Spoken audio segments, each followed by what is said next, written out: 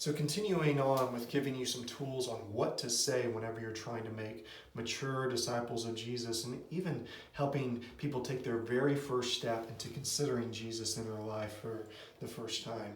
There's a tool called the 3 circles that is really, really helpful in doing 2 things. Number 1, helping you transition into a deeper spiritual conversation. And number 2, it gives you a very clear path to help people discern.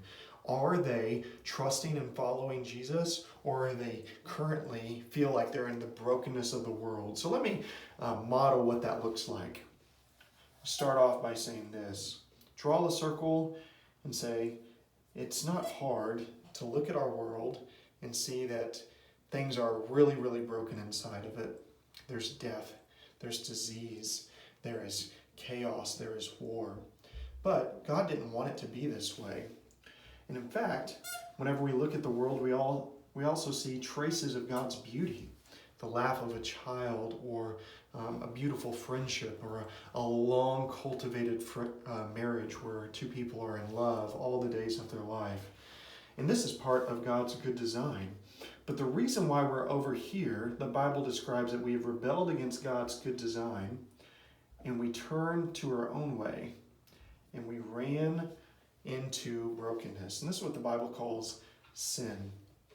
And we don't want to stay in our sin, and we don't want to stay in the brokenness that our sin has unleashed. And so we do things to try to get out of it. And so we do things like trying to climb the ladder of success to give us purpose and meaning and significance. Sometimes we try to get out of our brokenness by being very, very religious. And we're trying to follow the 10 Commandments or the Golden Rule or the laws of Buddhism or something like that. And some of those things are not evil things, but they just don't fix the predicament that we're in our brokenness.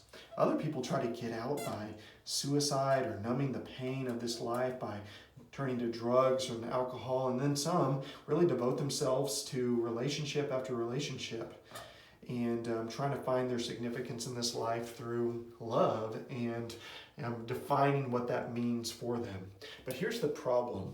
These things don't fix or cure our brokenness. Like a bungee cord, they kind of snap us right back into our brokenness, because we'll really never get enough. And we'll never ever be good enough, and we won't have enough drugs and alcohol to make us feel like we're okay. And love relationships always tend to fail us. But here's the good news of the gospel. Jesus didn't want us to stay in brokenness, and so he did something that we couldn't do.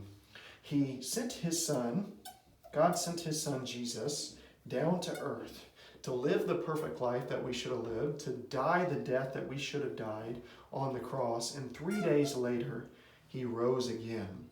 And he told us that if any of us turn to him, away from our own ways to trying to rescue ourselves, and we make him the primary king and ruler of our life, then we will be restored back into his good design and be made completely new as a new creation.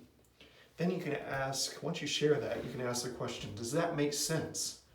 And then after they say, does that make sense, yes or no, you can give further explanation, and then you can ask the very important question, which one of these 2 do you feel like you are in right now?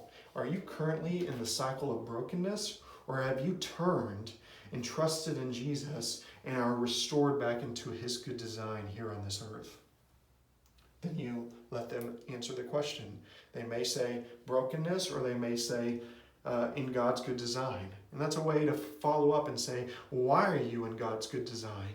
And if they say anything other than Jesus, you can know that you can do further gospel explanation or start a reading plan with them through the Bible to help them discover what the Bible says is the only way to true salvation.